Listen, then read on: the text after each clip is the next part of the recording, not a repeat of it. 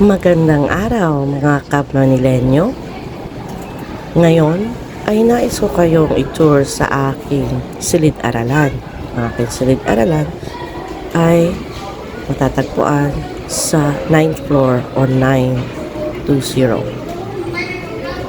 Mukha namang napakasaya ng mga bata sa kanilang bagong silid-aralan.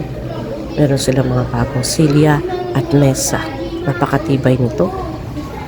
At isa sa pinakagustong gusto ko ay ang view mula sa aming window.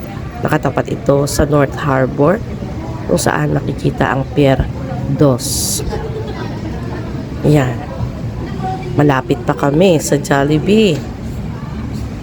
Gustong gusto ko ang mamintana dito sa window na ito sapagkat dama ko ang simoy ng hangin mula sa dagat at napakalamig nito.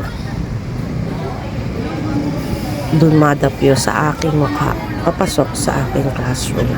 Kaya mga bata, kahit walang aircon, kahit hindi nakasindi ang aircon, happy sila.